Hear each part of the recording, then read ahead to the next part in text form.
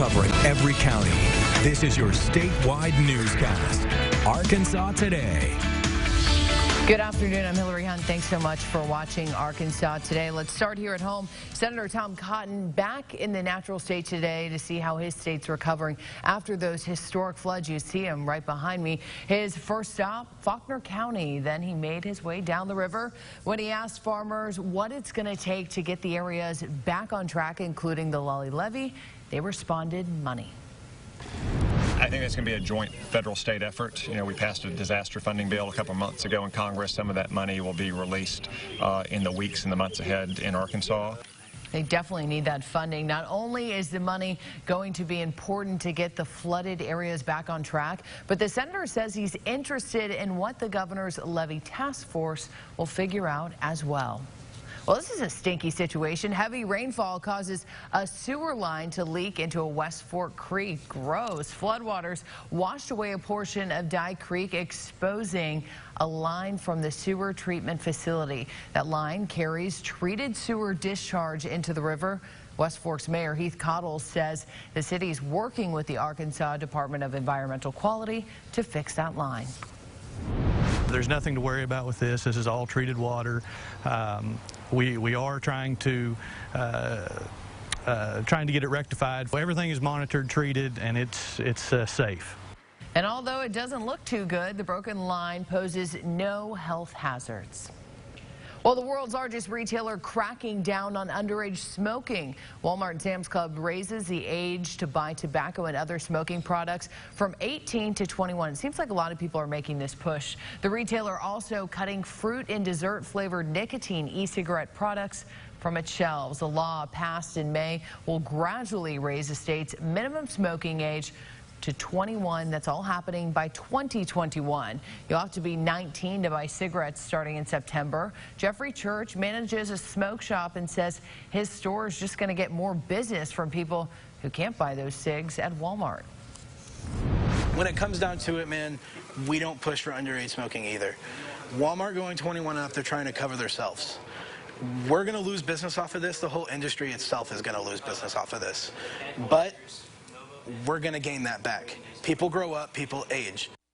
Both sides to every story, of course. You can imagine some aren't supportive of that change. One employee from a different shop says if you're old enough to join our armed forces, you should be old enough to buy cigarettes. Members of the military will be exempt from the state law.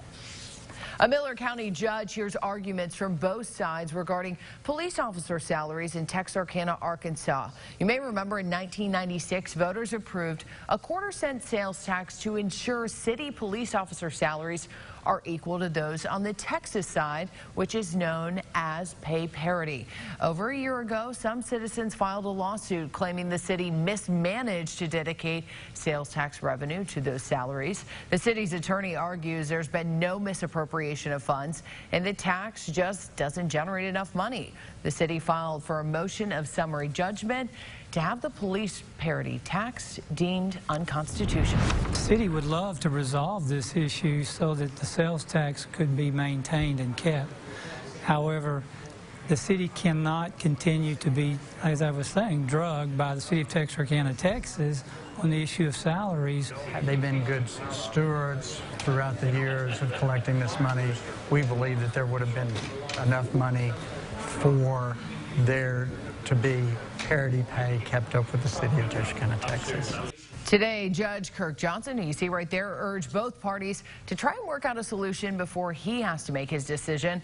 A motion by the defense for Judge Johnson to recuse himself from the case was denied.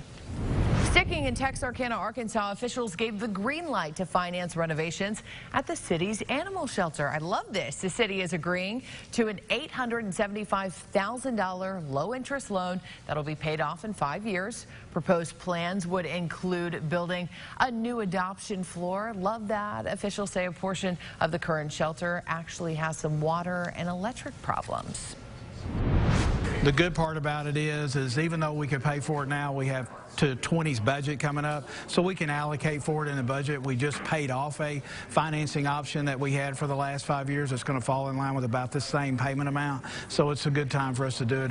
Got to take care of those furry friends. The board also agreed to apply for a $69,000 match grant from the state to improve the old Boys and Girls Club. Happening today, the United States has sent nearly a dozen Air Force F-22 stealth fighters to the Persian Gulf state of Kuwait amid continuing tensions with Iran. It posted these photos on its website of several jets arriving there and said it was the first time F-22s have deployed to the area for U.S. air operations in the Middle East.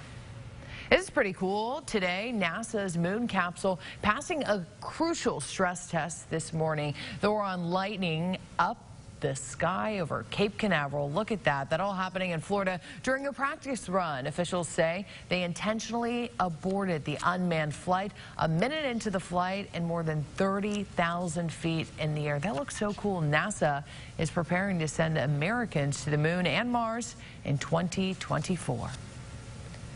A very emotional ceremony commemorates the 25th anniversary of the commissioning of the USS John McCain. Sailors create a sea of white as they mark the day aboard the ship named for the former Arizona senator. Very emotional. Senator John McCain died last August from brain cancer at the age of 81.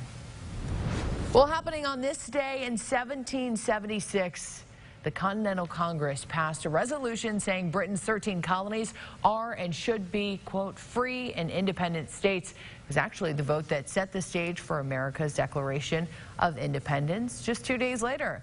And on this day in 1937, aviator Amelia Earhart and navigator Fred Noonan disappeared in their plane over the Pacific Ocean. The pair was trying to fly around the world.